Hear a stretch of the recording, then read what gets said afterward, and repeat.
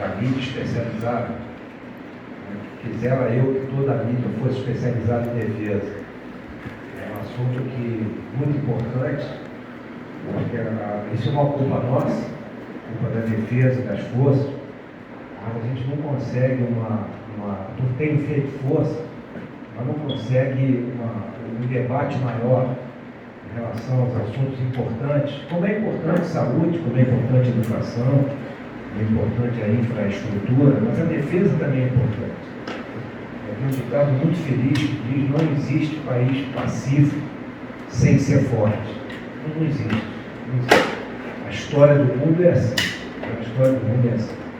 Eu queria fazer uma apresentação rápida aqui, mas para algumas percepções minhas como ministro da Defesa, e eu tenho a sorte de estar ministro da Defesa, mas com uma bagagem de mais de 47 anos de serviço ao Exército, com muitas participações em outros segmentos, no segmento legislativo, no executivo, no judiciário, muito contato que eu tive a oportunidade de ter com a Marinha, com a Força Aérea. Então eu tenho assim, sem ser, não é uma modéstia, uma falsa modéstia, mas eu tive bastantes oportunidades com o Exército e com a CZT. Eu estou te atrapalhando aqui? Não. Queria passar rápido aí. Quem está passando para mim? Está aí? Vai. Então eu vou seguir esse sumário aqui, sumário óbvio. Eu prometo que eu vou passar rápido aí os 482 slides que eu tenho. Mas vou ser bem objetivo, garanto que eu não passo de 4 horas e meia. Mas é um sumário óbvio. Como introdução, o que interessa a vocês, que eu vou mostrar, vai. É defesa, né? Porque defesa, isso é uma coisa que a mídia especializada sabe muito bem, mas eu gosto de dar a minha opinião também a respeito disso. Vamos lá. Papel das Forças Armadas. Papel óbvio. É abrir, o militar gosta muito disso. Qual é a minha missão? Eu abro o regulamento, eu que está escrito, essa é a minha missão. Aí a nossa missão começa no artigo 142, que é uma missão óbvia. É uma missão que a gente segue muito bem. A Constituição de 88 usou o termo garantia da lei e da ordem, onde nós temos atuado muito em relação a isso. É um artifício que permite o emprego. Muito da mídia fala que se é precipitado ou não é precipitado, mas a gente cumpre ordem do ordenamento político, que é esse aqui. Mas tem um artigo da Constituição que a gente tem que seguir também, que é pouco visto, que é o artigo 4º da Constituição. Está aqui, o artigo 4º, da prevalência dos direitos humanos. Aí vem a Operação Acolhida com a Venezuela, e basicamente a prevalência de direitos humanos, a não intervenção, a defesa da paz, a solução pacífica dos conflitos e o repúdio ao terrorismo e racismo. Então, o artigo 4º influi na missão das Forças Armadas. Não é só o 142. Vamos lá? E as leis complementares ampliaram muito o papel das Forças Armadas. A Lei Complementar 97, a 117, a 136. Né? Então, ela dá autoridade marítima à Marinha, ela dá o controle do espaço aéreo, 22 milhões de quilômetros quadrados à Força Aérea, ela estipula a ação das Forças Armadas, particularmente do Exército, na faixa de fronteira, dos 150 quilômetros. Então, ela manda a gente participar do desenvolvimento do país, aqui, né? Então, aí, por que defesa? Aí são coisas do Brasil, né? O tamanho do Brasil. É o 5º em extensão do território, é o 3º país do mundo em faixa de fronteira, é o 5º em número de habitantes e tem umas riquezas, alguns exemplos aqui. Então, o que dissuadir, o que defender? É isso aqui. Então, nós temos que ter as duas estratégias bem consolidadas em relação a isso. A primeira da dissuasão e a outra da presença. São as duas estratégias principais do nosso país. Né? Um país pacífico, grande, rico. Né? Vai.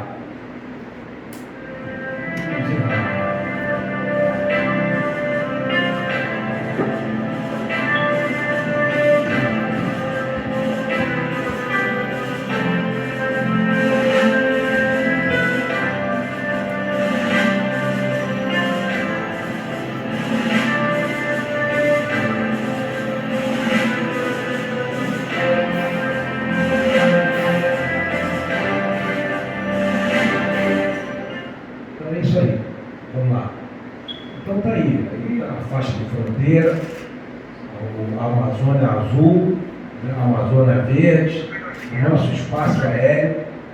Então, isso é Brasil. Isso aí, as Forças Armadas têm essa missão. A base legal de defesa. Qual é a base legal dela? Nossa, 2020 é um ano importante, né, que vocês sabem disso. Nós temos aí a nossa base legal, ela vem da Política Nacional de Defesa, da Estratégia Nacional de Defesa, do Livro Branco de Defesa. Ela está regulada pela Lei Complementar 136, que obriga a gente a mandar aprovada no Executivo, pela Presidência da República, remessa ao Congresso Nacional uma apreciação e uma atualização de 4 em 4 anos. A primeira edição foi em 2012, ela já vinha desde 1996, mas regulada por essa lei complementar, a primeira atualização em 2012, a primeira versão, a atualização em 2016, e nós acabamos de mandar, em julho desse ano, para o Congresso, a nova não, a revisada, mudou muito pouca coisa, porque são políticas e estratégias de Estado. Então, ela ultrapassa do governo para o outro. Ela não é desse governo, ela é do país. Né? É assim que ela deve ser entendida. Então, nós mandamos aí uma diferença em relação. Eu participei da elaboração pelo Exército em 2016, era o ministro Raul Júnior, né? Ele tentou um caminho que é obrigatório no Congresso, e o Congresso é remetido para ter um debate em relação à defesa, né? Do conteúdo para ser debatido, aperfeiçoado.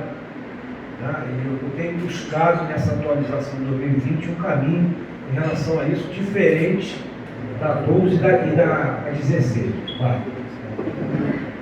Então, a Política Nacional de Defesa, eu tentei apresentar, eu apresentei para o Conselho de Defesa Nacional, que tem responsabilidade nos assuntos de defesa. Então, eu mandei para a presidência passou na Casa Civil, passou na Jurídica, alguns aspectos ao presidente.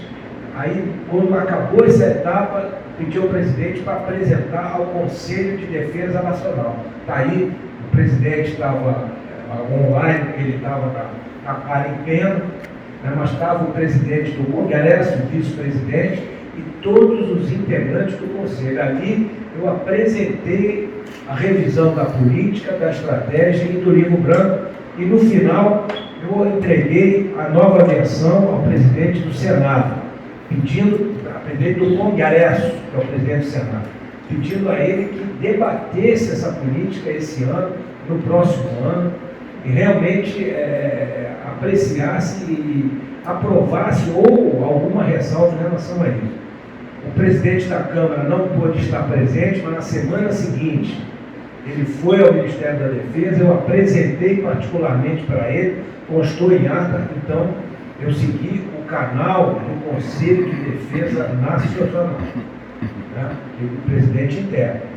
Vamos lá. Então está aí, basicamente a Política Nacional de Defesa estabelece o que fazer, ali tem os 8 objetivos nacionais de defesa, aí passamos para a Estratégia Nacional de Defesa, que é o como fazer, pega cada um dos 8 objetivos nacionais e vê a ação para cada um deles, e o livro branco de defesa é a transparência. Qual é o nosso efetivo, qual é a nossa organização, qual é o nosso material, quais são os nossos projetos, é para dar uma transparência regional e mundial aos assuntos de defesas que concernem ao Brasil. Tá? Vamos lá. A atuação das Forças Armadas, recente, né? Recente, muito em relação a grandes eventos, né? Particularmente, eu fui aqui no Rio de Janeiro responsável pela Olimpíada, vários aí, desde a Eco 92, a gente vem atuando e sendo empregado nos grandes eventos aqui no Brasil, e operações da garantia da lei e da ordem, né? Vários exemplos aqui. Atualmente nós estamos na operação Covid-19, Operação Verde no Brasil, tivemos a Verde Brasil 1, Amazônia Azul, derramamento geólico, então vários exemplos aí.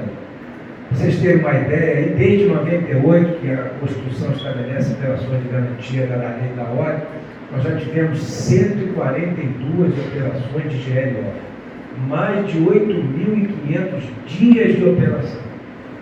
E é com o mesmo material que a gente usa na defesa da pátria, as mesmas viaturas, as mesmas aeronaves, horas de voo. Como exemplo, a Operação Verde Brasil 2, nós estamos auxiliando ao meio ambiente, não que a gente queira, isso aí é missão. Se as Forças Armadas estão entrando nessas operações, é porque alguma coisa extraordinária aconteceu ou falhou alguma outra. Né? Porque depois das Forças Armadas não tem mais ninguém. Né? Então, como exemplo aí aos senhores e senhora também, né? Nós temos aí 3 comandos conjuntos instituídos do norte, da Amazônia e do oeste, vários veículos, integrantes, e temos ajudado muito mesmo. Está aí números aí, mais de 1 bilhão e 500 milhões em multas, madeiras apreendidas, embarcações, enfim, inspeções navais, terrestres. E aqui, em relação ao desmatamento, né? A mídia não especializada, parte dela, pega muito nos focos de queimado. Agora nós estamos num mês do ano atípico.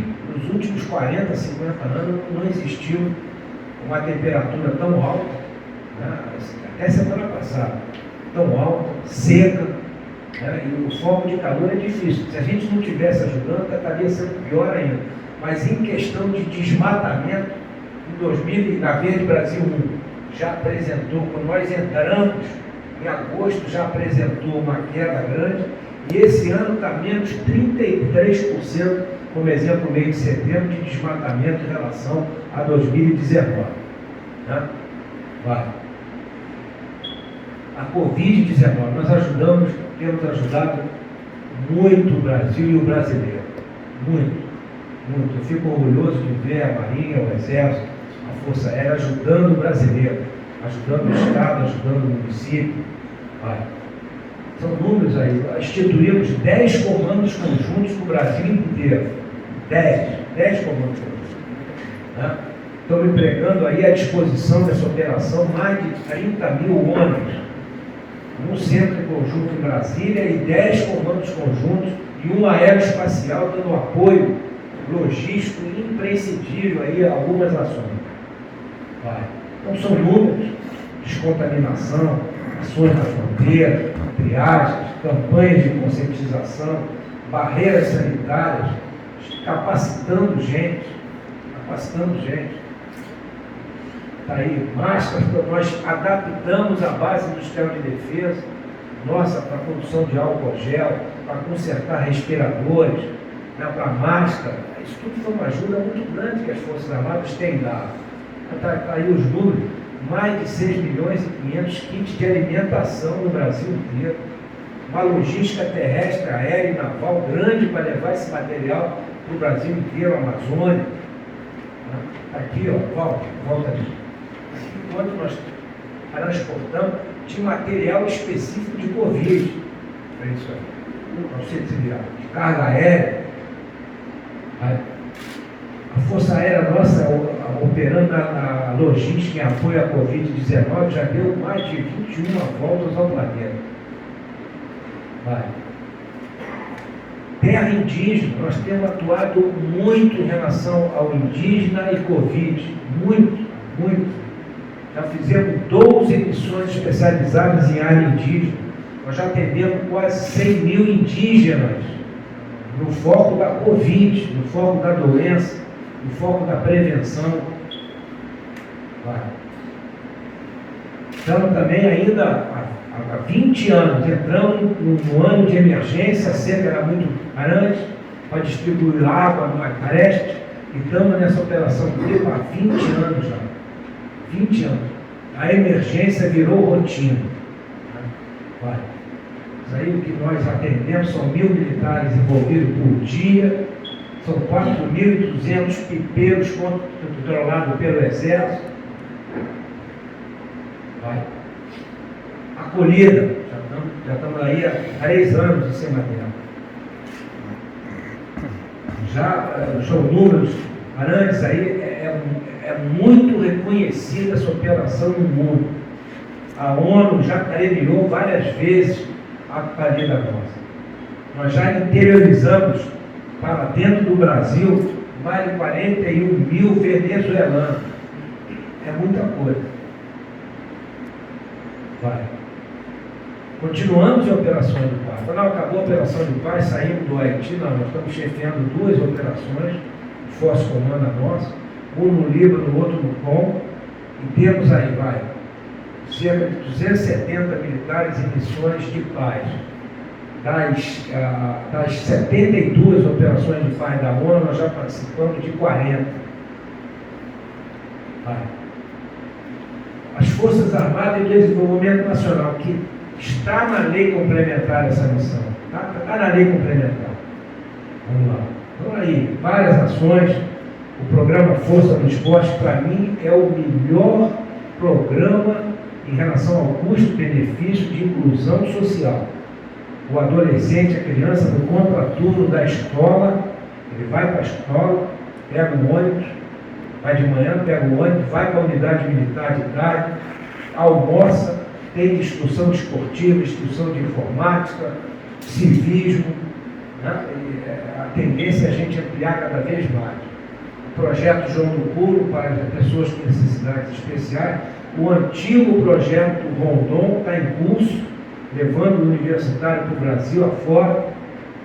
O projeto Soldado Cidadão, que vai cumprir o serviço militar, sai com um ensino profissionalizante. Programa aqui, estamos aqui no Centro de Capacitação Física do Exército, programa de sucesso, que é o atleta de alto rendimento, o apoio que nós damos a ele. Isso são exemplos. E outros exemplos de ações humanitárias, transporte de órgãos, evacuação aeromédica e por aí vai. Ok. Obra de engenharia. Só no ano de 2019, os batalhões de engenharia do Exército, com 23 obras, né, em convênios de infraestrutura, a aeronáutica com a construção e manutenção das pistas polar lá na Amazônia. E os desafios nossos? Eu não vou me deter, porque eu tenho conhecimento de todos vocês, né, o mundo tem focos de tensão. É conflito, não, focos de tensão. Né? O meio ambiente é foco de tensão, quando derramaram o óleo no litoral do Nordeste e do Leste, foi um foco de tensão. Né? Crimes ambientais, crime organizado, e por aí vai. Então, daí o nosso entorno estratégico, temos essas preocupações, essa atenção.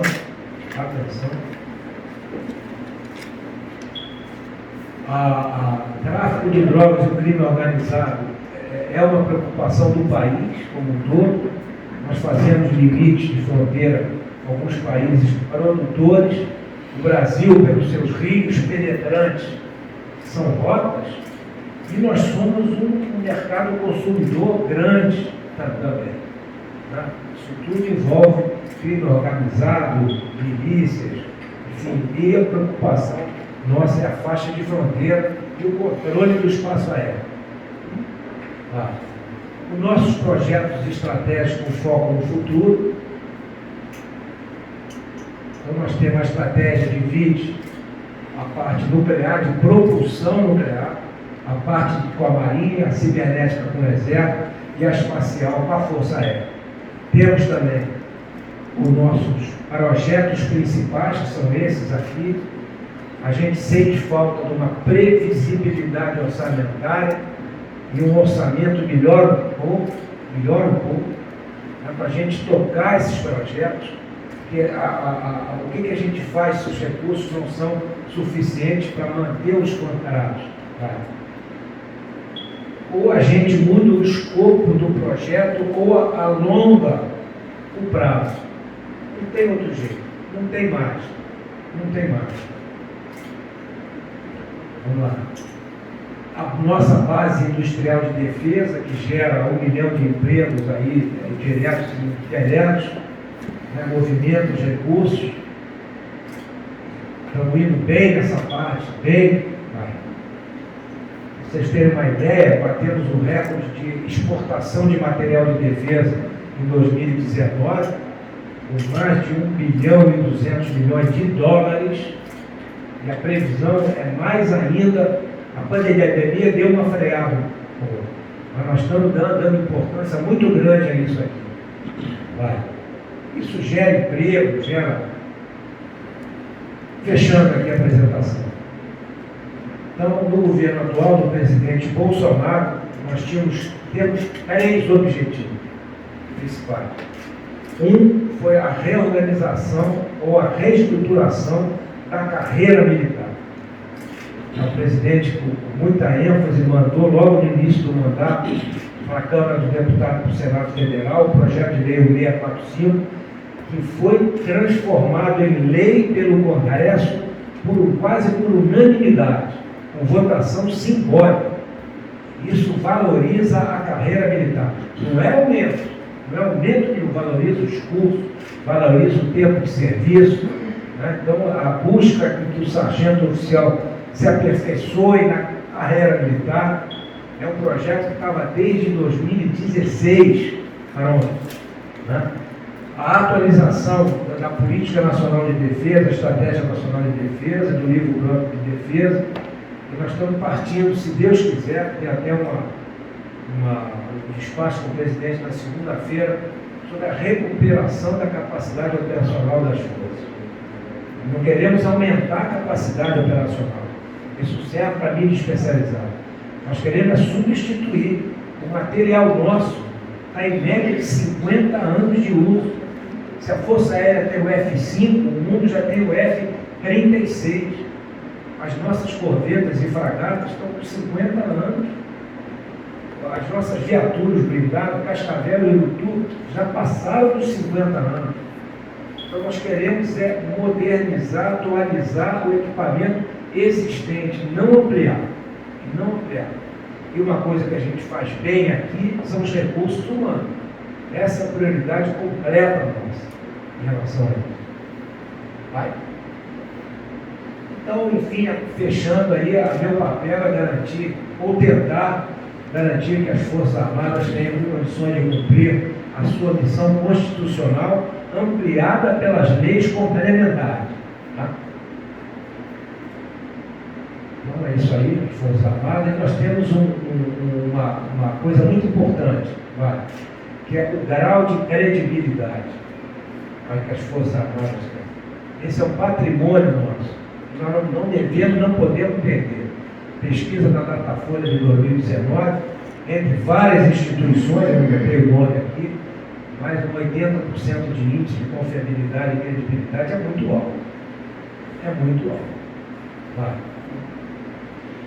Ministério da Defesa, 21 anos, mas as forças são muito antigas. Vai. Então era isso aí, né, que eu tinha que apresentar. Eu acho que eu antecipei até várias perguntas possíveis aí, a resposta eu já dei aqui. Então, vamos ver se vocês têm alguma coisa em relação a isso. Obrigado pela atenção. À medida que começar a ver, o veículo falou, aí vai no final da fila para todo mundo poder fazer alguma pergunta. Tá bom? Exige sempre para anunciar o nome e o veículo na hora que for perguntar, por favor. Bom dia, ministro. Sou Antônio Palácio, do GBN Defense. E eu gostaria de começar as perguntas a respeito de como o Ministério da Defesa vai lidar com o desafio imposto aí pelo orçamento, devido aí às questões levantadas pela pandemia, as dificuldades econômicas que o mundo atravessa, e o nosso país também. Como vai ser feito para ser mantido os programas, né, que estão em andamento e os programas que são necessários para modernizar nossas forças?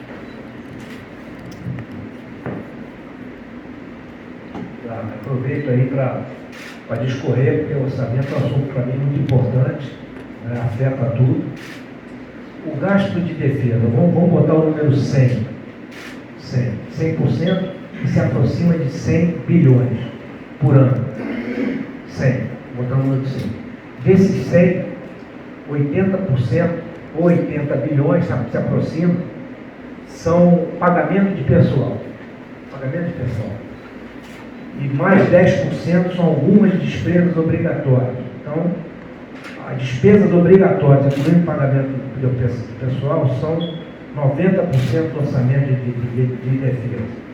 Ou 90 bilhões, um pouquinho a mais, né? Um pouquinho a mais. Nisso, essas despesas obrigatórias, outras, controle do espaço aéreo, alimentação, algumas coisas obrigatórias.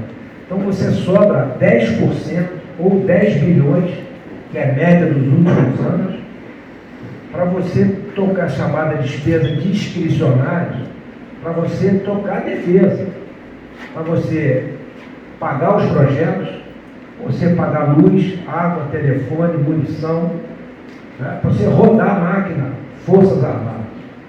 É insuficiente. É insuficiente.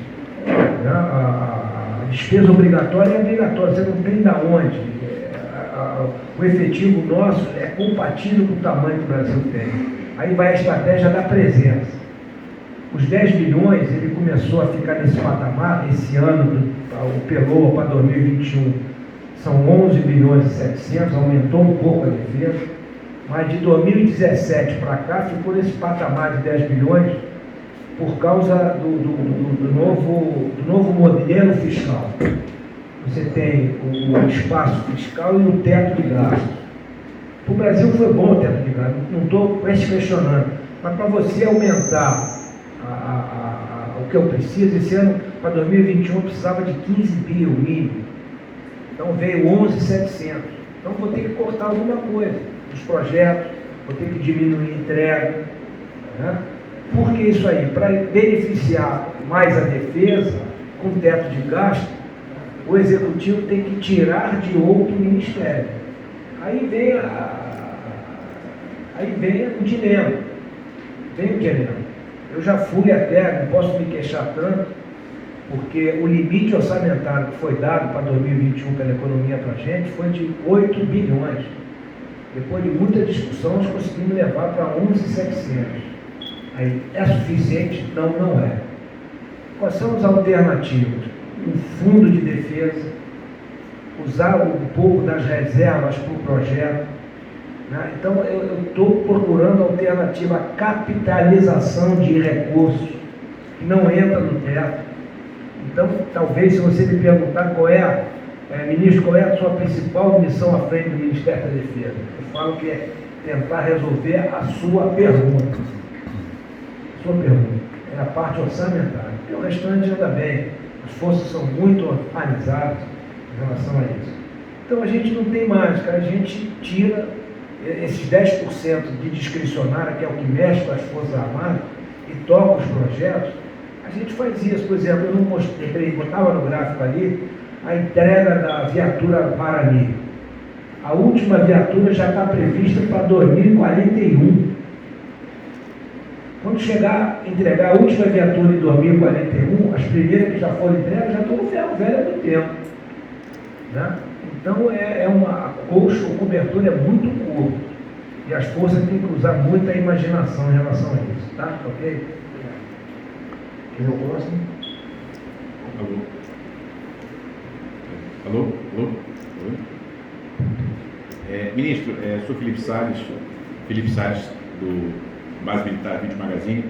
A minha pergunta é exatamente a continuação dessa pergunta inicial, que é: você tem hoje uma restrição orçamentária calcada nos gastos que são fixos, você não pode mexer, mas as estruturas organizacionais das Forças Armadas têm uma estrutura bastante antiga, ou seja, a forma de se organizar e tal é uma estrutura organizacional clássica. A minha pergunta para você é o seguinte: assim como a FAB recentemente fez um esforço para racionalizar seus custos e com isso baixar o seu custo obrigatório, isso é uma coisa que nós vamos ver nas outras forças também. E só continuando, muitos países resolvem fazer uma consolidação organizacional das Forças Armadas dentro do Ministério. Inclusive a França, por exemplo, tem uma estrutura de aquisição para todas as forças, que é a DGA. A gente pode ter uma solução como essa, como forma de redução desse custo fixo e sobrar mais para as aquisições? Felipe, eu vou começar pelo final da pergunta. Se eu esquecer o início, você me lembra depois. Mas nós estamos aí partindo para isso. O pontapé é tentar seguir o previsto. Eu não entrei em detalhes, mas a pergunta está sempre boa, né? A mídia especializada é boa porque as perguntas são... A gente tem a política nacional, a estratégia nacional, o livro branco, mas não para por aí. Nós estamos aí estudando a ED, o planejamento de articulação e equipamento de defesa, que é um banco de dados para ver o que as forças têm, precisam, que iria entrar em vigor a partir de 2020 agora, que acompanha o PPA. Mas nós paramos ele e estamos aproveitando o PAED como um grande banco de dados, porque nós estamos impulsionando. Eu tenho prazo no início de 2022 do PBC, que é muito importante, é o Plano Baseado em Capacidades. Ali sim nós vamos ver o que vou dar um exemplo.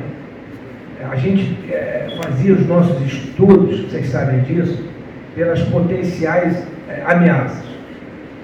Então a gente partia da ameaça para ver o que a gente quer ter. Agora não.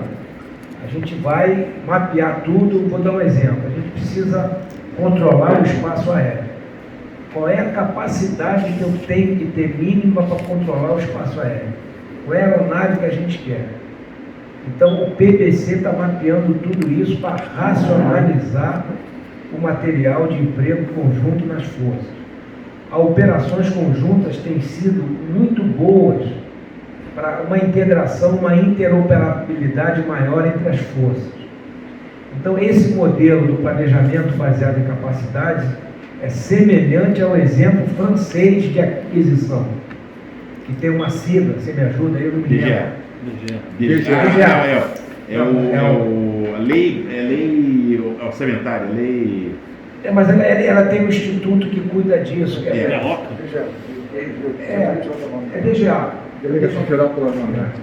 Então, o planejamento está sendo feito pelo ENCFA, né, e sempre levado para o Conselho do Chefe de Estado-Maior, e a ideia nossa é chegar a isso aí. É o planejamento baseado nas capacidades que a gente quer ter e tem que ter, principalmente as conjuntas.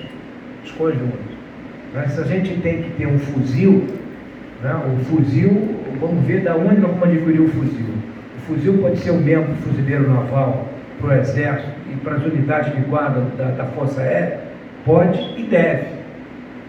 O calibre, o mesmo, pode e deve. Essa é uma capacidade que tem que ser mapeada. Né? Então eu respondi a parte final. A parte inicial da pergunta sua foi em relação a... sobre a reorganização administrativa, não operacional. As forças têm feito isso. A Força Aérea, realmente você tem razão, ela foi mais agressiva, fez uma reestruturação grande e rápida até. A Marinha tem feito... O importante é que a gente não tem aumentado o efetivo, mas é muito importante a estratégia da presença, particularmente o Exército Brasileiro. O Exército tem que estar presente, ele está presente em lugares que nenhuma outra instituição tem. Mas o Exército, por exemplo, eu fui chefe estadual do Exército há pouco tempo, o Exército tem substituído muito o oficial de carreira pelo oficial temporário. Isso cai muito o custo. O sargento temporário em relação ao sargento de carreira. Né? Isso reduz muito o custo, que não tem uma cauda previdenciária, vamos dizer assim. Né? E ele cumpre o mesmo papel durante os 8 anos dele. O Exército tem diminuído muito. As formações na academia estavam chegando a 500 cadetes por ano, agora já não está mais, é 400. A escola que forma o quadro complementar de oficiais eram quase 150 por ano, passou para 20. A Marinha tem feito a mesma coisa, mas nós temos que ter uma estratégia da presença ainda presente.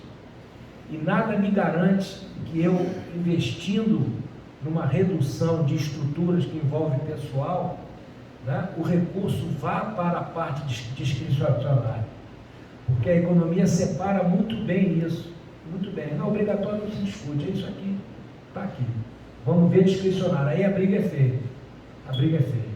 Mas realmente as forças, por exemplo, nós passamos aí em 12 anos, o efetivo das Forças Armadas na Amazônia eram cerca de 12 mil homens.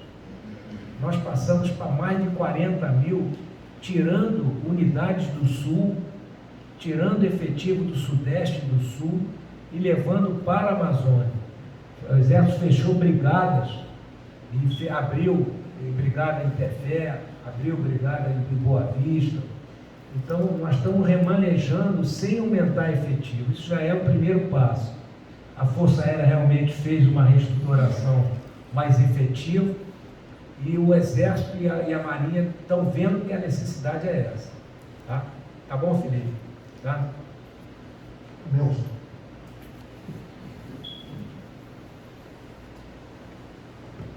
Ministro. Chama o nome e o veículo. O Nelson está perto de mim, eu sei tudo. Ministro, eu já que botar numa posição de decano aqui do lado, eu vou tomar liberdade em nome dos colegas, agradecer ao senhor a atenção com a imprensa. Esse evento já houve um anterior com o presidente Carlos Chagas, no anterior o senhor também já recebeu a imprensa nos 20 anos do Ministério da Defesa. Tem sido muito atencioso e agora especialmente com a área que cobre, a área especializada que cobre a defesa. Isso nós somos um patinho feio, muitas vezes esquecidos, estamos sendo trazidos para frente e agradecemos muito a postura que o Ministério da Defesa, na sua pessoa, tem dado ao nossas atividades. A gente é como um braço da Defesa Nacional, um braço escrito, né, televisado, pessoal dos sites, o nosso, num esforço comum. Eu pergunto ao senhor, o senhor postou aqui 3 pontos principais: as operações, os grandes eventos, os ciclos de grandes eventos que já teve, foram importantes no país, as missões de paz e as GLO. E as GLO vai ser um enorme guarda-chuva para coisas inesperadas, desde as situações de segurança, muitos aqui no Rio próprio, outras como no caso do óleo no mar, ou o Verde Brasil agora. Mas isso tudo é uma demanda crescente. Nós notamos que há uma demanda, tem acontecido uma demanda crescente, uma pressão sobre as Forças Armadas muito grande nos últimos tempos. Né?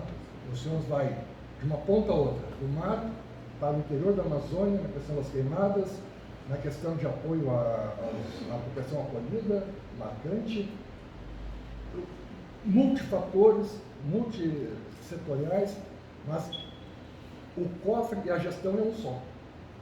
E como é que o senhor consegue gerenciar isso e os comandos conseguem gerenciar isso?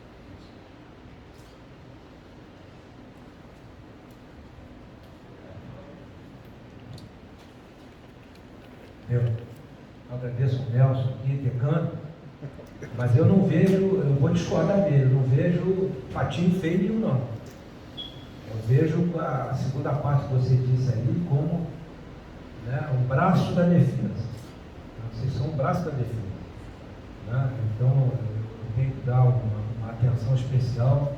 Vocês divulgam realmente e conhecem, né, as coisas nossas. Conhecem. Concordo contigo aí, nós estamos desde a Constituição de 88, e não é só isso, desde a ECO 92, estamos atuando muito em grandes eventos, em operações de paz, em GLO. Os grandes eventos é pela confiabilidade que as Forças Armadas dão, né? Os grandes eventos dão um suporte bom. Eu lembro, eu estava na presidência major, ainda na ECO 92, quase na véspera da ECO 92, não estava bem organizado, não estava. O presidente, à época, não sentiu firmeza na organização. Aí, faltando pouco tempo, ele colocou as Forças Armadas para organizarem a parte junto com o Itamaraty, né, grandes eventos, e a partir daí ficou como se fosse uma norma geral de ação, né, nos grandes eventos. Eu participei, junto com o almirante Carlos Chaves, fomos responsáveis aqui pelos Jogos Olímpicos, na parte de segurança e de defesa. Correu tudo muito bem, tem corrido bem essa parte aí. Missão de paz é um ensinamento muito bom para a gente. Também participamos juntos, eu e o almirante Carlos Chaves, no Haiti. Né? Para o jovem sargento, para o jovem oficial, é um treinamento real a missão de paz. E dá uma projeção ao Brasil. O Brasil na ONU é reconhecido pela sua eficiência em missão de paz. Missão de paz. E o GLO. Eu estou costurando para chegar no final da pergunta, Nelson. O GLO foi colocado na Constituição e tem sido usado com muita frequência. Muita frequência. Eu tenho uma leitura pessoal do GLO. Quando coloca as Forças Armadas, é porque alguma coisa ou de muito extraordinário aconteceu, ou alguma instituição não está com condições de cumprir a missão dela. E coloca as forças, ou juntando essas duas que eu falei. Não é que seja uma banalização do emprego das forças, não é isso. Mas fica habitual colocar as Forças Armadas. Então nós participamos da Verde Brasil 1. Eu vejo que deveriam ter tomadas, ou foram tomadas algumas medidas em relação, por exemplo, o Conselho da Amazônia, colocando o vice-presidente à frente, mas a primeira coisa que o vice-presidente quis foi assim: Fernando, vamos botar as Forças Armadas aí, me ajuda aí. Aí voltamos para ver Brasil 2. Os recursos, né, você perguntou, né, os recursos para isso. Felizmente, no governo atual, os recursos necessários vêm através de um projeto de lei chamado PLN. Então, ele não sangra o orçamento nosso. Não sangra um centavo. Eu tenho um orçamento específico para a Covid, tenho um orçamento específico para a Colida, para a Verde Brasil 2. Então, ele não entra, voltando à pergunta do companheiro ali, do amigo, não entra na pizza orçamento de defesa. Ele vem através de uma proposta de lei que é enviada ao Congresso, o Congresso dá autorização para um gasto extra. Então isso aí não. Então todas essas horas de voo, emprego, combustível, isso aí vem com um orçamento específico. Tá bom? E na questão gerencial, que é uma demanda também de Estado Maior, de planejamento, de alocação de recursos internos. Não, isso corre, recursos corre, movimentação do pessoal, por exemplo, os comandos conjuntos, a Covid, mandando muita gente, a Colida tem um rodízio de contingentes, igual o Haiti. Né? O pessoal passa, se não me engano, 2 meses, 3 meses, sai, entra outro contingente. Isso, esse remanejamento, todos esses gastos, o recurso extraordinário corre. Né? Então não temos essa dificuldade orçamentária. Não tem o desgaste do material, isso aí tem razão. Né? Tem razão. Mas a manutenção, inclusive, da parte do material que está sendo usado nas operações de GLO, o recurso corre. Padilha. Ok, bom dia, ministro, obrigado pela oportunidade que o Ministério da Defesa está proporcionando para a mídia especializada estar presente hoje aqui.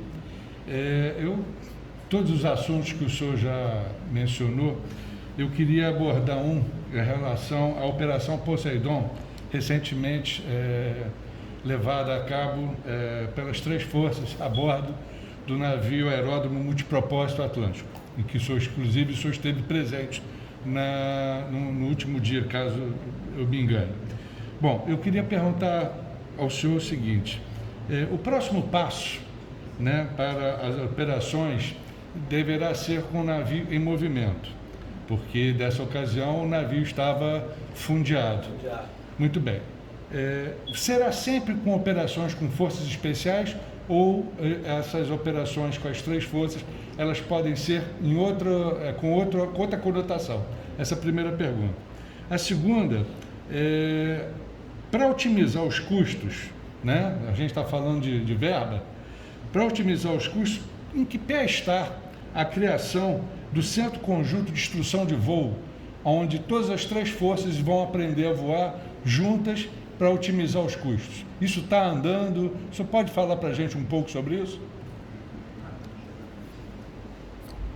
Vamos ver. Em relação à Operação Poseidon, foi uma operação relativamente simples, mas com um significado muito grande. Muito grande. O mundo inteiro gira em torno de operações conjuntas. Não existe mais operações singulares. Não existe. Né? Isso aí é a missão do Ministério da Defesa, são as operações conjuntas. Isso aí nós evoluímos muito, aí grandes eventos ajudaram, a operação de GLO ajudou muito, essa integração. Então nós temos aí em Brasília, nessas operações todas, o centro que coordena isso, o chefe do Estado Maior Conjunto das Forças Armadas realmente assume os comandos conjuntos, as forças já estão habituadas a isso. Então isso está sendo um avanço muito grande em relação às nossas operações. Né? Não existe, você tem que olhar para o lado, você tem que ver o Exército, você tem que olhar para cima, você tem que ver a Força Aérea, você tem que olhar para o outro lado e ver a Marinha, todos juntos. Todos juntos.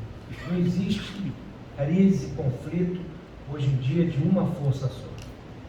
Então, nós já realizamos esse ano, apesar da Covid-19, 17 operações conjuntas. A Operação Ágata é um exemplo, e essa Poseidon foi outro exemplo.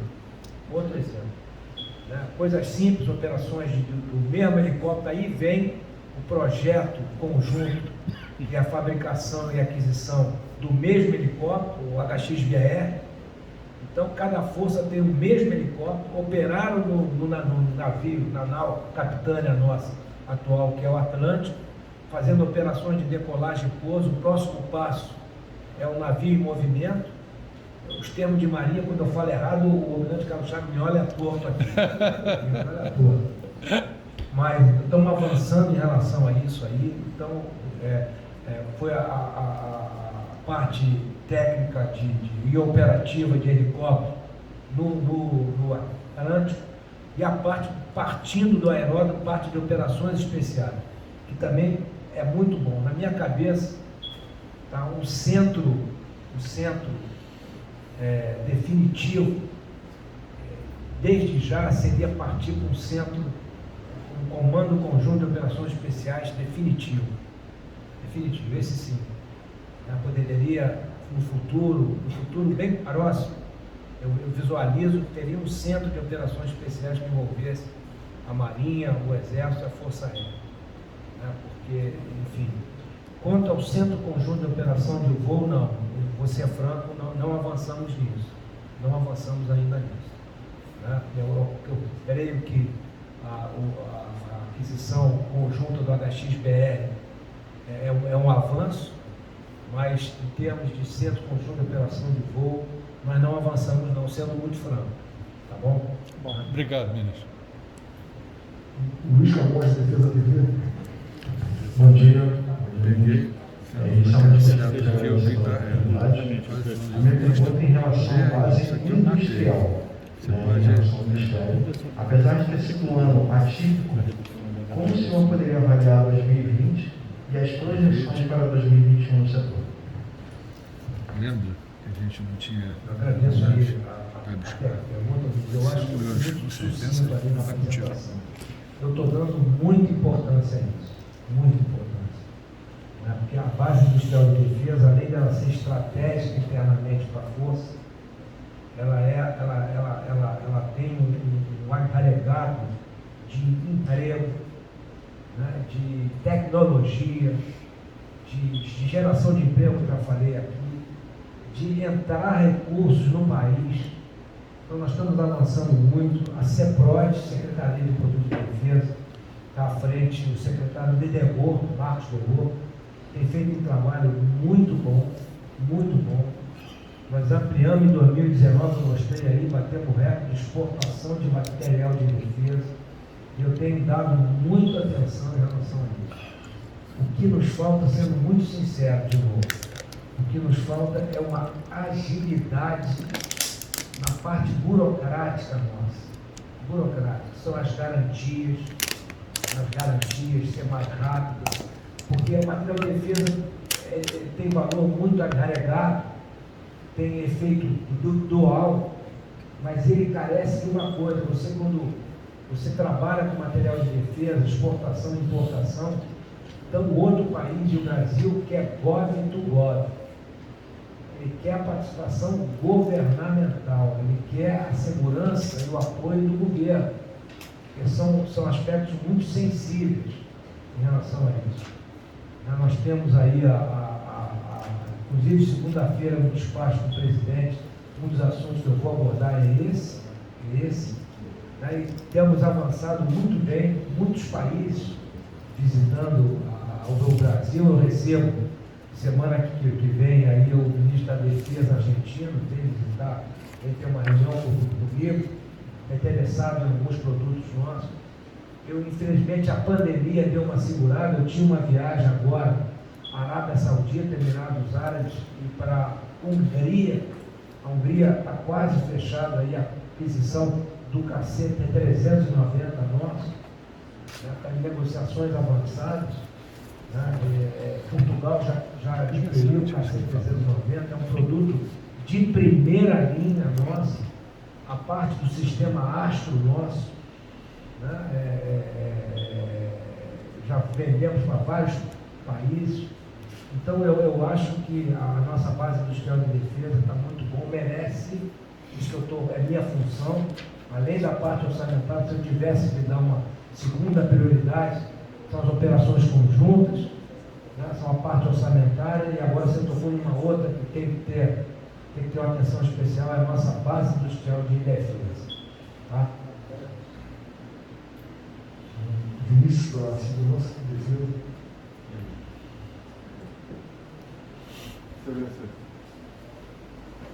Excelência, bom dia. Aqui é Vinícius Cavalcante, eu sou editor de segurança da revista Segurança e Defesa. Eu queria fazer uma observação, senhor, e depois a pergunta efetivamente.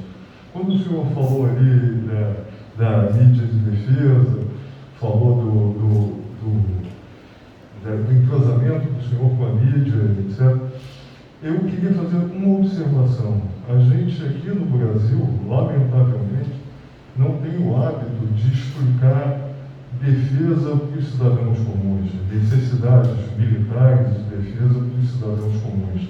Aqui mesmo nessa escola eu participei de um seminário uma vez, em que a gente tentou desmitificar a ideia do menos manteiga e mais canhões, explicando que se nós não tivermos os canhões, a gente não vai garantir a produção de manteiga ou garantir o fornecimento de manteiga.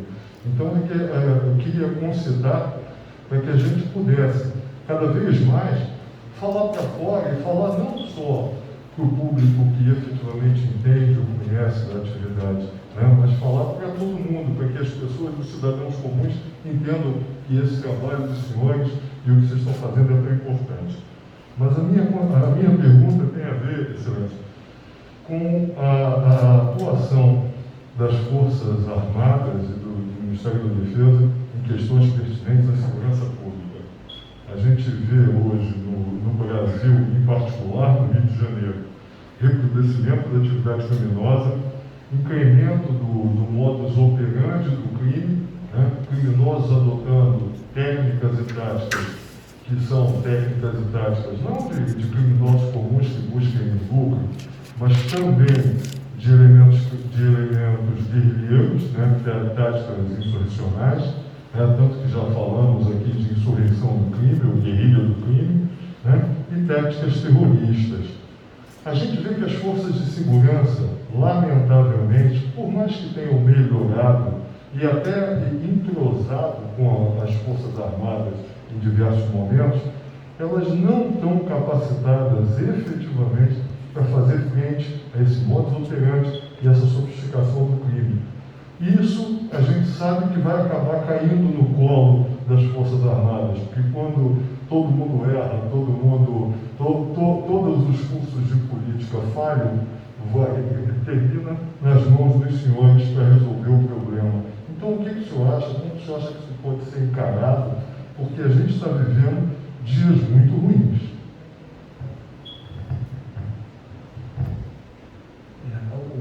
A primeira parte em relação aos assuntos de defesa, né? O debate de assuntos de defesa. Então, por isso que a mídia especializada também é muito bom, né? Mas a discussão dos representantes do povo, para mim, seria muito interessante, que é o Congresso. Então, por exemplo, a Política Nacional de Defesa, a Estratégia Nacional de Defesa, foi deixada lá na penúltima revisão, em 2016. Ela demorou 2 anos para ser apreciada e aprovada. O ministro da Defesa da época entrou em 2016, só foi publicado algum documento em relação a ela em 2018. E não houve um debate. Eu estou forçando esse debate lá. Eu levanto o assunto lá. Essa aí é uma. A outra iniciativa que eu tive, né? Nós estamos na ESG Rio de Janeiro. Mas eu consegui ir no centro de debate das coisas políticas, orçamentárias. É Brasília. Brasília. Brasília tem importância grande ali em Brasília. E eu consegui que o Ministério da Economia me passasse a custo zero o campus da ENAP em Brasília, que é ali no Jardim Botânico, que ficou muito perto da terceira ponte. E ali eu estou ampliando o campus ESG Brasília, muito. E fazendo que vários cursos, uma parte não presencial e outra parte presencial, seja feito em Brasília com foco no civil, ou do interessado. Então nós tivemos agora recentemente um curso lá, inclusive o comandante da ESG vai ficar em Brasília, e vai ter o comandante do campus Rio de Janeiro e o comandante do campus Brasília. Aí ele vai ficar em cima, né, com outras missões. E tivemos um curso aí com os cursos do Legislativo, da Câmara e do Senado, junto conosco. E a procura foi muito grande. Então eu quero vocacionar, porque ninguém tem uma disponibilidade, você fez a ESG aqui, né? O civil hoje em dia não tem uma disponibilidade assim de passar o ano inteiro à disposição. Não tem mais.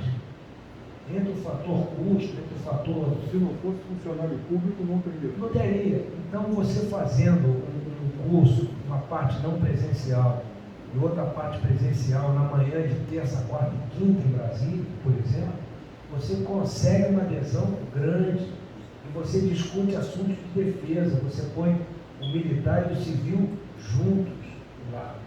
Né? Nós estamos com experiência boa. E agora, a pandemia, que é horrível, mas algumas coisas nós vamos ter que aprender com a pandemia.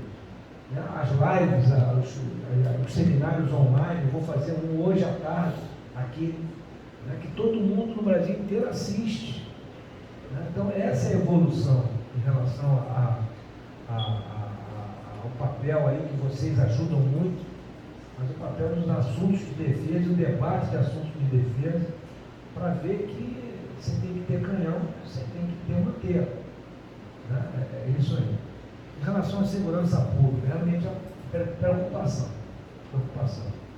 Eu participei de várias operações, né? E a Operação no Animal, a Operação na Maré, eu participei, né? Como o chefe de Estado-Maior, entramos direto de caminhoneiro, direto da Polícia Militar do Ceará, intervenção no Rio de Janeiro, né? Mas realmente eu acho que tem que, lógico que o governo federal tem parcela, né? Tem que ter uma política de segurança pública, né?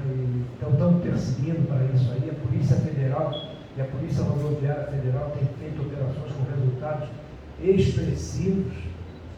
Nós estamos presentes na faixa de fronteira, nós estamos com o projeto CISFRON, né, que não anda muito por falta de recursos orçamentários, mas é uma tentativa. A Força Aérea nunca fez tanto em ter sempre tratação aérea. Porque a gente é ruim de divulgar as coisas nossas, né? Mas é uma preocupação com a segurança pública. Nós fizemos a intervenção no Rio, passamos um ano aqui. Qual foi o legado? O legado foi os recursos que o governo federal colocou aqui, melhorou muito a parte de equipamento, viatura, armamento, munição. E o que o interventor na nossa época deixou, o mais importante, foi um planejamento estratégico, que não foi seguido. Não foi seguido. Para ter uma coisa eficiente, você tem que ter uma Secretaria de Segurança Pública. Não estou entrando em mérito se está certo ou está errado o que ele fez. Mas ele extinguiu a Secretaria de Segurança, que coordenava a Polícia Militar e Civil. Aí o plano estratégico ficou no ar. No ar. É uma preocupação, porque o Brasil tem uma coisa que também, além do crime organizado, você tem as milícias, mais uma preocupação. Né? E realmente as Forças Armadas, nós torcemos para que a política de segurança seja implementada e dê certo no Estado, que evita até o emprego prematuro das Forças Armadas. Eu lembro quando eu estava na Maré, né, que a gente entra, organiza, faz alguma coisa, mas quando a gente sai, volta tudo, assim, em relação. Eu lembro que eu recebi a visita do general do Comando Sul americano, do Comando Militar do Leste. E ele me perguntou, como é que vocês estão fazendo a operação na Maré? Vocês estão aí? Aí eu expliquei para ele, mostrei um mapa, né? Cara. Aí quando ele estava perguntando muito, eu contra-ataquei, perguntei a ele, se fosse você, como é que você faria? Os americanos fariam essa operação? É muito simples essa operação. Primeiro, despejavam muito forças especiais, faziam levantamento de inteligência nessa área, mostrei qual era a área, né? Depois eu bombardeava tudo, por ar, por terra, depois vinha os fuzileiros navais, desembarcavam, para ver o que sobrou. Aí eu falei, cara, rapaz, se fosse território americano isso, não, isso não é papel das Forças Armadas, né? Então, enfim, mas é uma preocupação sim, tá? Agora, Caio.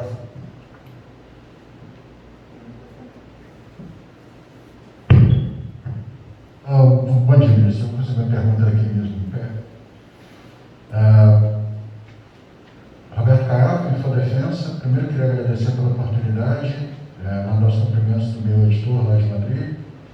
E na Historiana, agradeço pela oportunidade. É importante para a gente estar próximo a vocês nesse trabalho. O ministro vai entrar numa seara um pouco... Eu particularmente não gosto, mas... bom, a gente tem visto, nos últimos tempos, o Nelson usou a expressão, as Forças Armadas estão sendo pressionadas.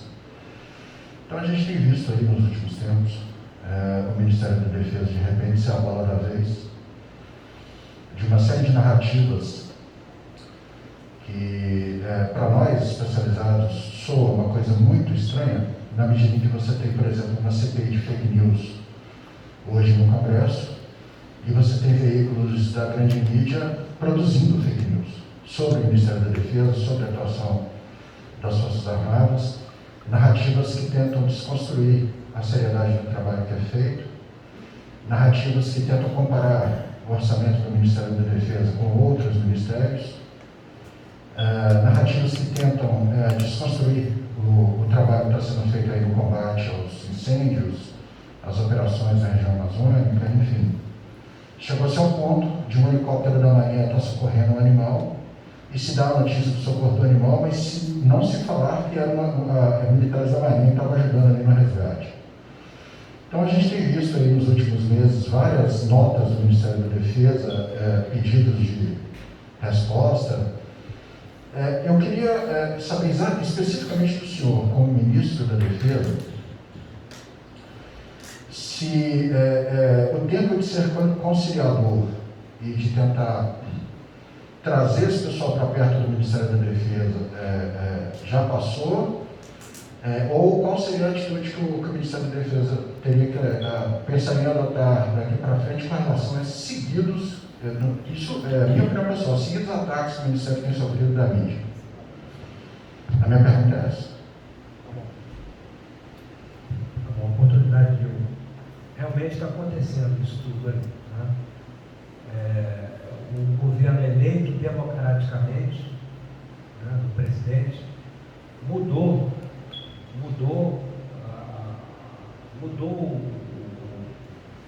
a figura, enfim, é um outro conceito, é um governo conservador e liberal na economia, mudou, desagradou alguns setores que perderam a eleição, ou partes da mídia que não esperava isso, né? E o presidente tem a origem militar, a origem dele é militar, né? E ele se apoiou muito no ministério deles e alguns ministros, alguns secretários de origem militar.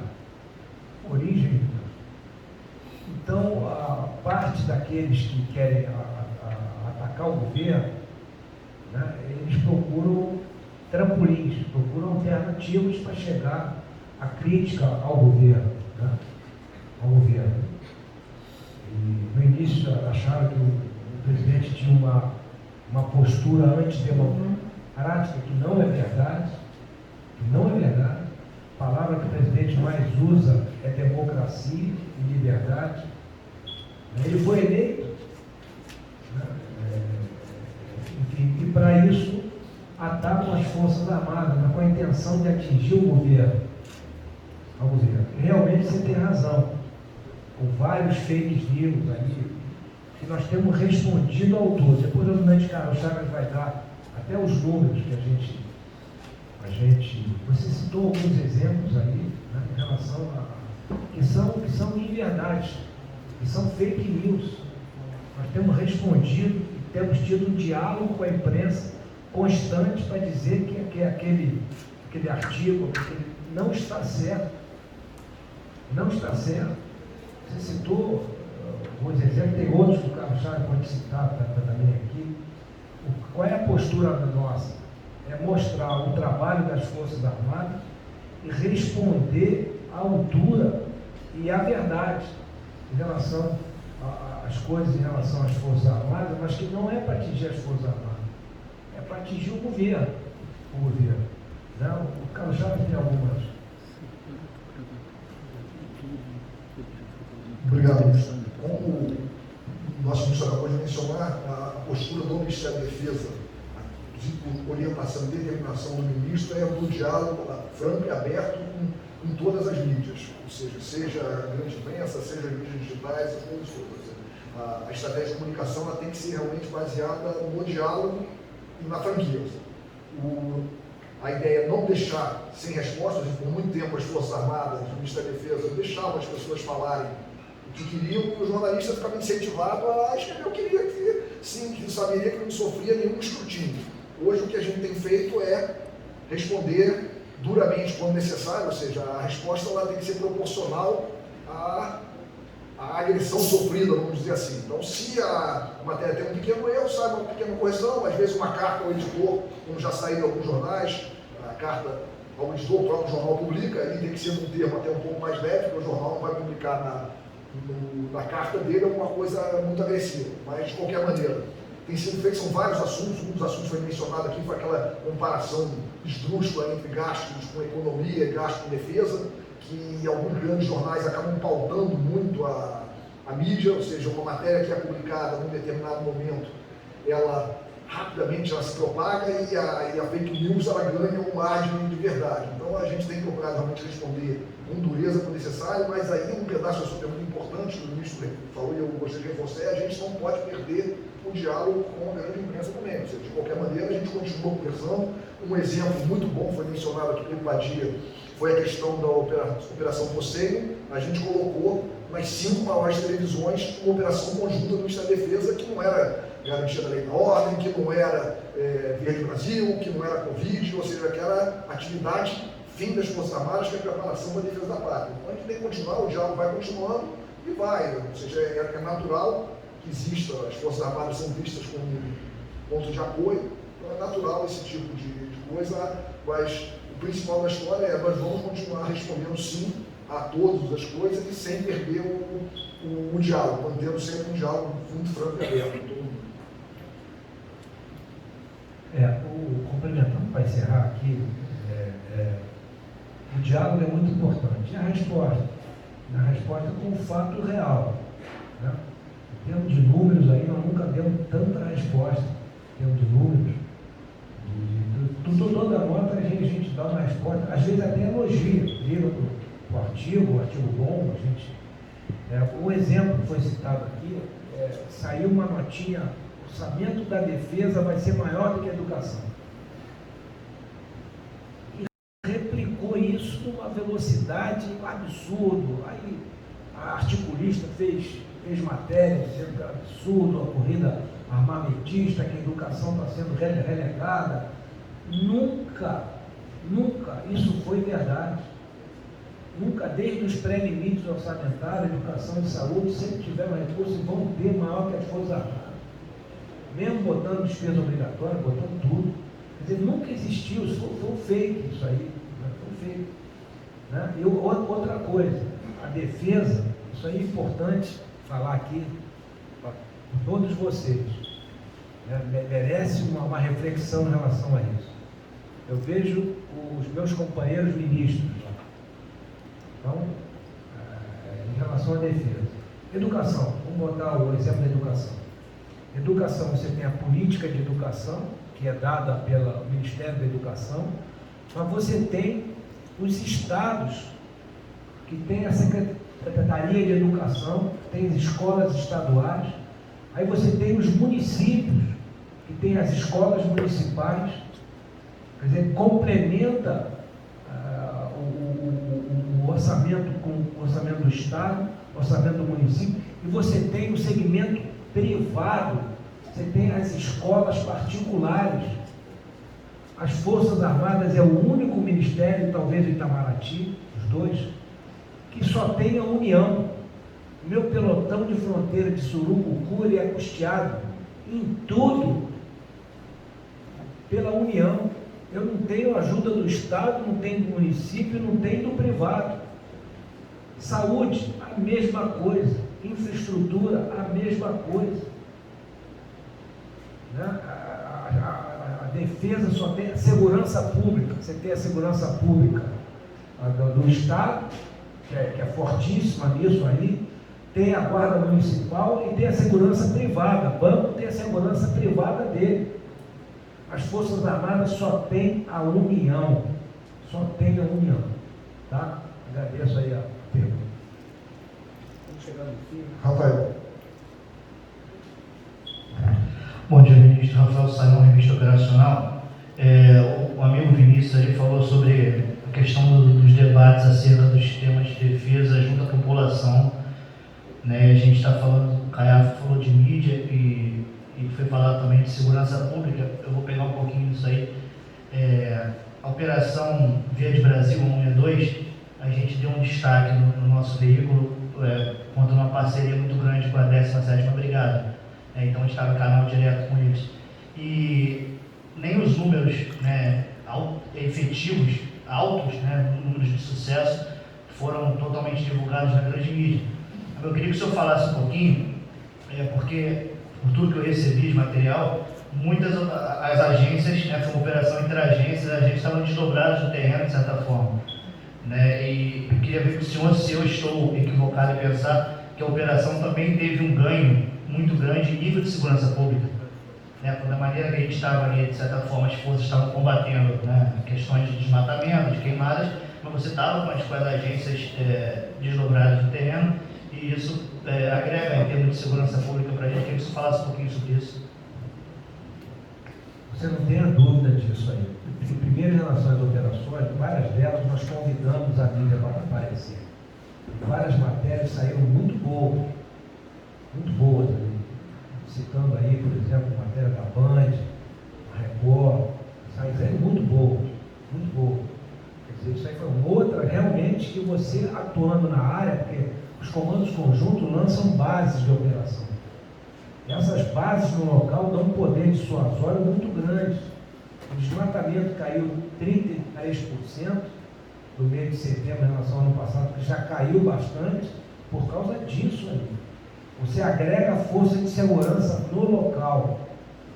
O Comando Conjunto do Oeste, por exemplo, tem dificuldade, porque as unidades militares estão ao sul de Mato Grosso e o desmatamento e as queimadas são ao norte de Mato Grosso, ali na região de Sinop para o norte ainda. Então, aí obriga que o Comando Conjunto lance bases, porque a nossa logística permite isso. Então, você tem razão, agrega um poder dissuasório nessas operações, muito bom, sim. Tá?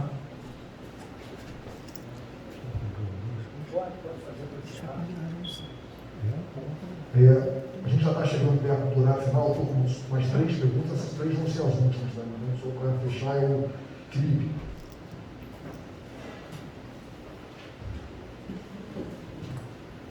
Alô, ministro. Quando eu fiz o mestrado aqui na Escola de Guerra Naval, meu tema foi relação de cooperação e treinamento militares entre o Brasil e a África. O que me chama muita atenção é que a gente tem conseguido vender coisas, material militar para a África, mas aparentemente essa relação está ficando no plano exclusivamente comercial.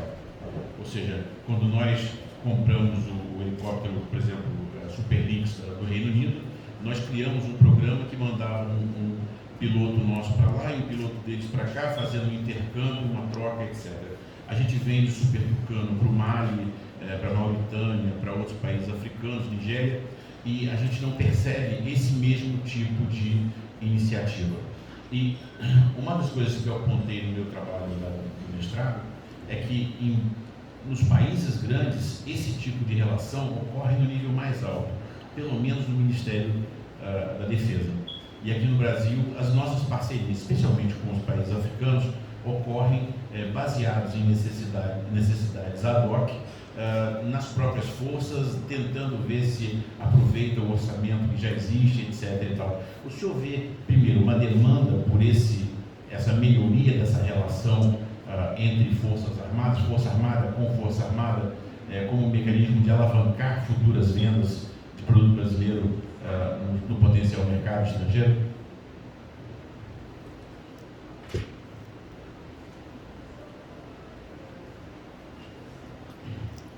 Esse realmente é um assunto nível de mestrado. A gente podia ficar conversando aqui bastante em relação a isso.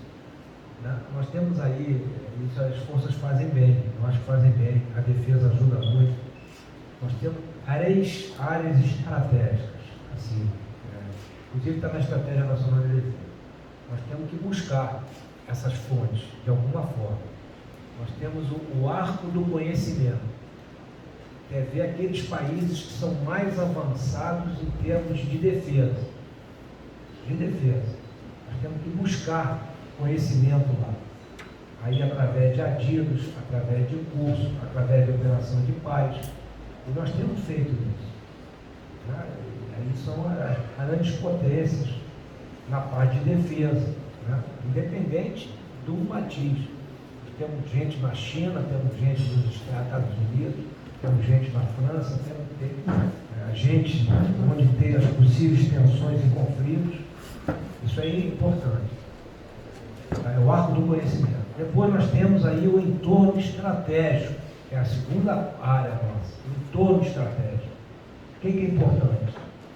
Caribe, a lógica da América do Sul tem um outro ponto especial. Temos a costa oeste da África, temos o Atlântico Sul, temos a Antártida.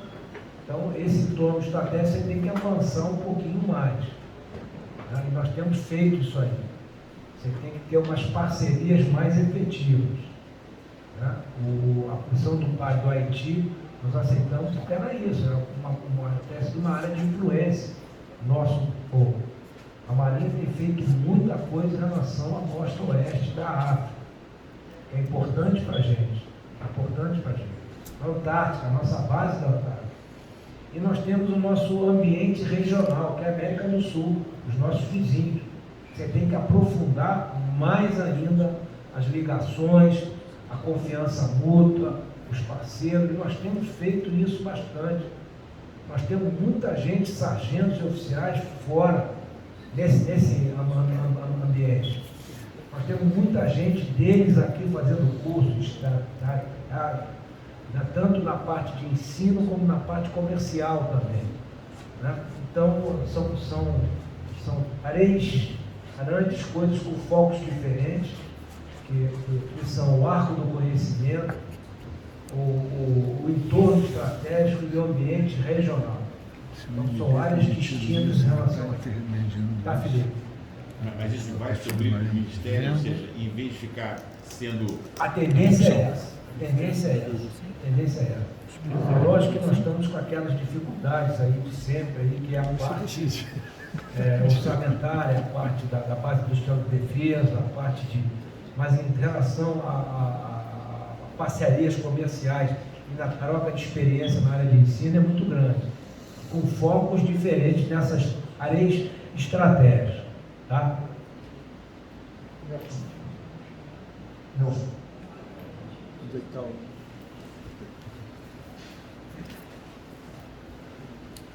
Ministro, a gente sempre deixa as fáceis para o final.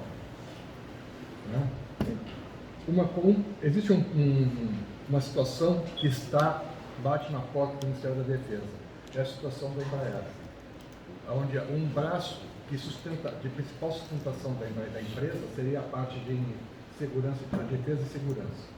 Os dois principais projetos delas, o KC-390, o senhor Gilson falou, que já tem negociações na Hungria, provavelmente na Arábia Saudita, foram exitosa apresentação uns anos atrás, e outros projetos. E também a corveta não, olha a fragata, o programa Tamandaré. Então, como fica essa situação?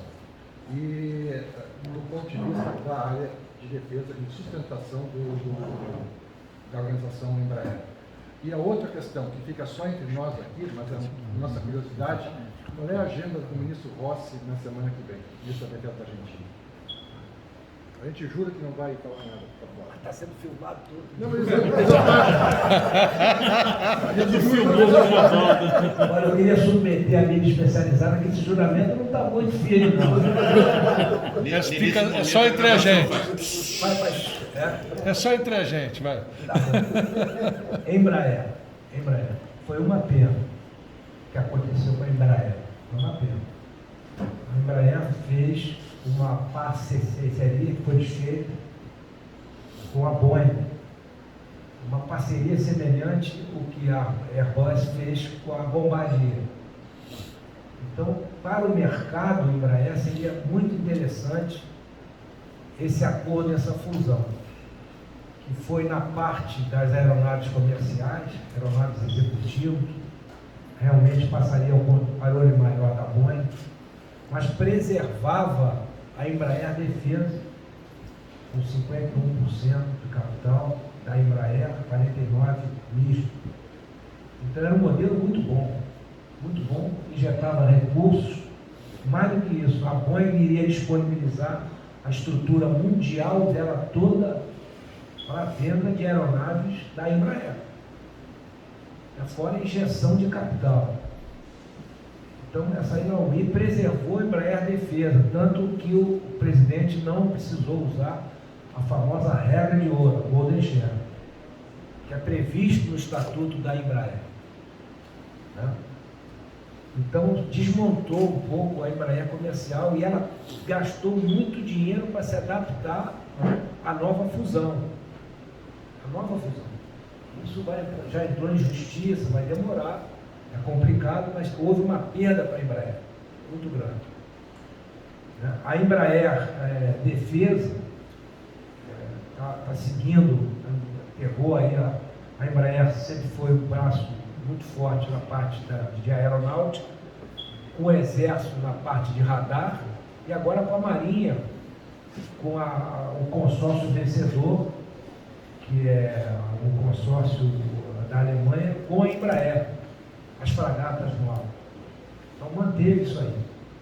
ela está tendo uma boa venda ainda dos tucanos, ela está tendo muita procura do KC-390 nosso, impulsionado pelas 36 encomendas da Força Aérea, né? Então, e o que eu podia fazer, eu fiz, foi aproximar a Embraer do BNDES para um auxílio emergencial, que está se efetivando isso aí. Então, eu acho que vai dar um fôlego que a Embraer precisa de 2 anos, ela voltar ao que ela era antes, com a ajuda governamental do BNDES, como o americano fez com bilhões e bilhões de dólares em relação à Boeing. Né? Quanto ao ministro da Defesa argentino, eu não vi publicado isso aí, né, mas seria interessante. O Congresso argentino aprovou e foi sancionado pelo presidente um fundo de defesa, aquilo que eu sonho, pequeno, né, em termos de valores, mas para a Argentina é o início de uma recuperação do material de defesa dele. E eles estão interessados, ele vai visitar comigo a fábrica da Iveco, que está fabricando um Parani. Então é esse que as câmeras vão fazer. É isso aí. Já foi testado na Argentina, Guarani. Eles fazem muito exercício conjunto com a gente na faixa de fronteira, né? Vamos lá? Agora a última pergunta é o Guilherme.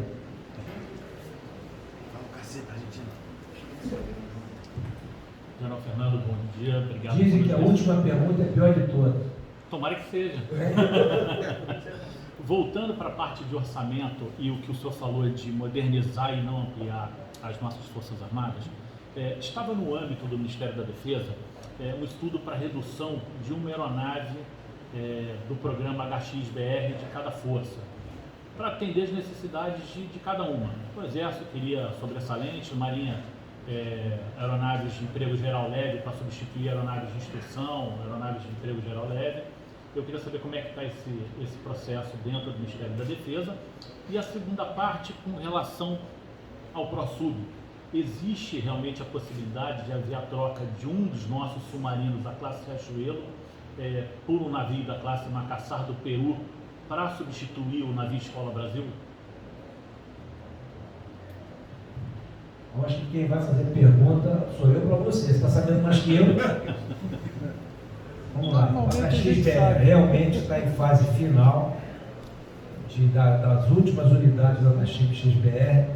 A Marinha Aeronáutica tem intenção de substituir por aeronaves pequenas de arenamento, tipo Fenec, Esquilo, né? tipo né? E o Exército substituiu a última unidade do HXBR por manutenção e logística. Né? O HXBR, a hora voada dele é muito caro. Muito caro. E já em fabricação, já em AREG, e as que vêm por aí é suficiente aí. Então tem a última decisão, que é o Conselho Superior de Governança, e a homologação disso aí, mas está bem encaminhado em relação a isso aí. O Aerosub, nós temos vários interesses de países como o Peru, você falou, como a própria Argentina, de adquirirem os submarinos nossos. Tem outros países que querem também aproveitar a fabricação do estaleiro nosso para adquirir o que está sendo feito aqui, né? E a gente alongar o projeto nosso em relação a isso. Isso para a Marinha é muito bom e está avançando também em relação a isso. Tá? Obrigado. O senhor falou esses últimos países, além de Argentina e Peru, estariam interessados em submarinos. Submarino. É isso, não é? Você falou isso, estaleiro, falou de forma geral. Não, estaleiro é para fabricação. Okay. Compra de